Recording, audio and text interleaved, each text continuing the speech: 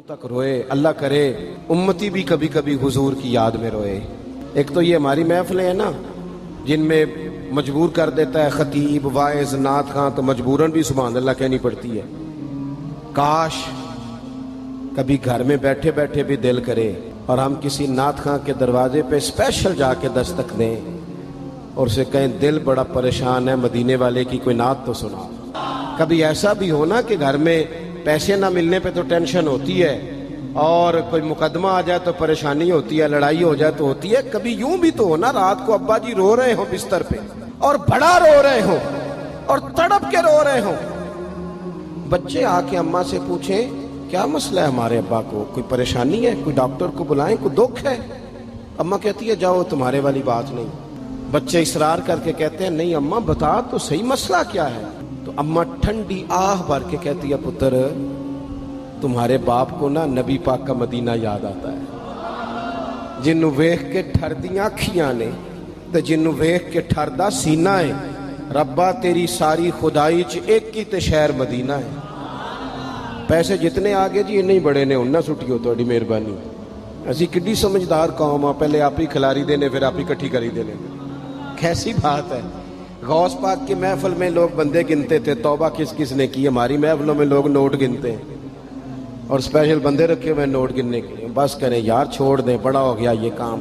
ہماری سنیں جی، سنیں، اللہ خوش رکھے، اللہ آپ کو خوش رکھے.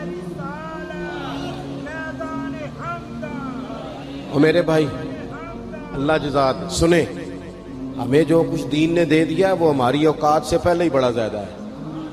تو یہ نوٹ چھوڑ تو یہ تو بات ہی پیچھے رہ گئی ہے. سانو تخت ہزارے دی لوڑ کی ہے، نالے کی لگے شہر بمول دے نال اسی اپنی بال کے سیکنے ہیں.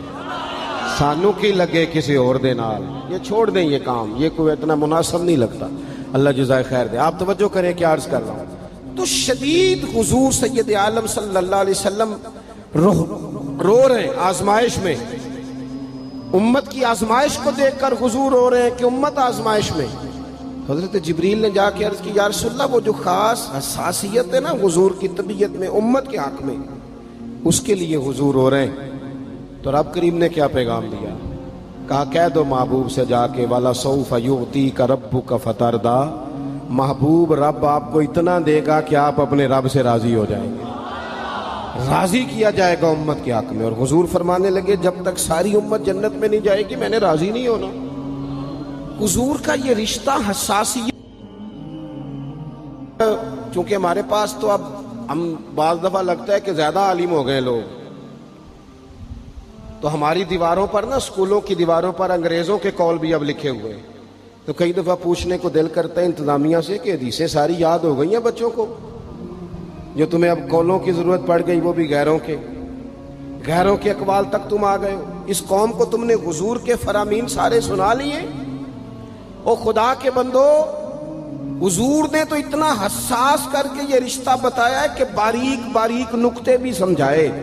یہ کام نہ کرنا دوزخ میں چلے جاؤ، یہ کام کرنا تمہارا فائدہ. ایک ایک بات کھول کے بیان کی. امت کے پاس ٹائم ہی نہیں ہے حدیثیں پڑھنے کا، وقت ہی نہیں ہے. ہمارا تو مزاج بن گیا نقطے سننے سنانے کا. نقطے وہ ہمارا نقیب محفل اسٹیج پہ بھاگ کے ادھر جاتا ہے، پھر بھاگ کے ادھر آ جاتا ہے. وہ کیوں لگا کہتا میں جملہ دین لگا. او خدا کے بندے تو جملہ رہن دیکھا، تو کوئی آیت دے، تو کوئی حدیث پاک پڑھ.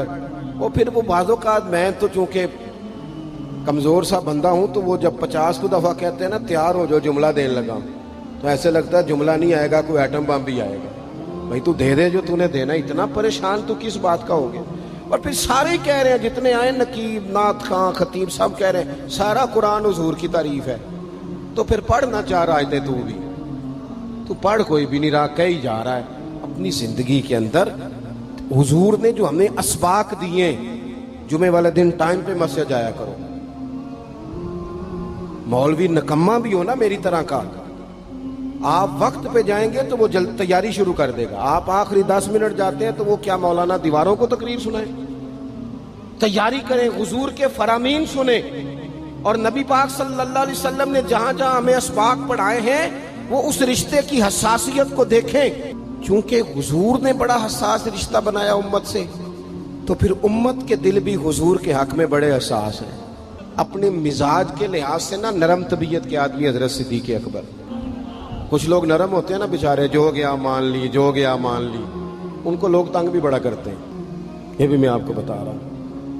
وہ جس بندے کا پتہ ہوتا ہے نا کہ جناب اس کے پاس گئے تو یہ اکثر تارے شاٹ بھی رہتی ہیں، تو وہاں ذرا جاتے بھی لوگ تھوڑی احتیاط کرتے ہیں. حضرت ابو بکر صدیق طبعاً نرم طبیعت کے تھے، کشادہ روئی، خندہ پیشانی مزاج کا حصہ تھا. وہ دیر تک صبر کرنے کے عادی تھے. لیکن ایک دن ان کے والد آئے جناب ابو قحافہ رضی اللہ تعالیٰ عنہ، بعد میں انہوں نے کلمہ پڑھا. وہ ایک دن حضور کی بارگاہ میں شکایت لے کے آئے. اب کسی اس بندے کی شکایت آ جائے نا جس کی توقع نہ ہو، جس سے توقع نہ ہو. کسی نے کہا تھا نا کہ تجھ سے شکوہ نہیں بے وفائی کا، پر تجھ سے امید بے تحاشا تھی. تیرے اوپر امیدیں بڑی تھیں، تو نے یہ جو کام کیا نا یہ تھوڑا عجیب لگا ہے، تجھے نہیں کرنا چاہیے تھا. کوئی اور کر دیتا تو چلو بات اتنی سخت نہیں تھی، تجھے نہیں کرنی چاہیے تھی، تیری بنتی نہیں. حضرت صدیق اکبر طبی طور پر نرم آدمی، لیکن ان کے والد آئے حضور کی بارگاہ میں، اور بزرگ ہیں اور نابینا ہیں اور لاٹھی تھامے ہو، اور انہوں نے بڑی عجیب بات کی. کہا یا رسول اللہ حد ہو گئی، آج تو ابو بکر صدیق نے مجھے تھپڑ مارا ہے، تھپڑ مارا. یہ ابھی وہ مسلمان نہیں تھے. شکایت آئی، کریم محبوب علیہ السلام کے گرد جتنے لوگ کھڑے تھے محو حیرت ہو گئے کہ ابو بکر صدیق یہ کام کریں گے. حضور نے فرمایا بلاؤ نا جناب صدیق کو. حاضر بارگاہ ہو گئے، ہاتھ باندھے، نظر جھکائی ہے. حضور نے فرمایا ابو بکر لوگوں کو تو یقین ہی نہیں آ رہا، تم نے تھپڑ مارا باپ کو؟ خاموش کھڑے، خاموش. کریم نے فرمایا ابو بکر سن رہے ہو میں نے کیا کہا؟ باپ کو مارا ہے. چپ کھڑے. تیسری دفعہ حضور نے فرمایا بولتے کیوں نہیں؟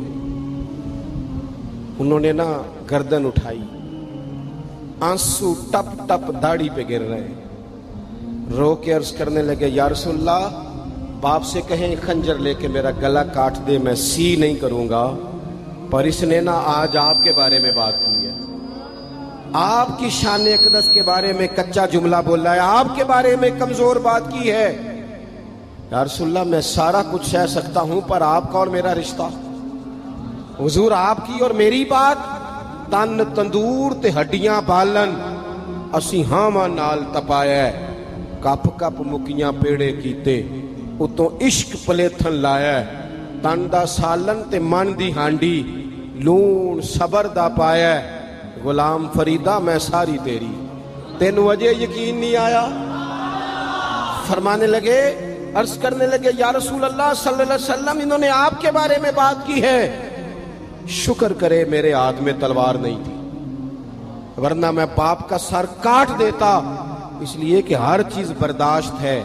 محبوب کی شان کے بارے میں کوئی بات کرے یہ امت کو برداشت نہیں ہوتی. ہم یہ کیسے قبول کریں، کیسے اس بات کو قبول کریں؟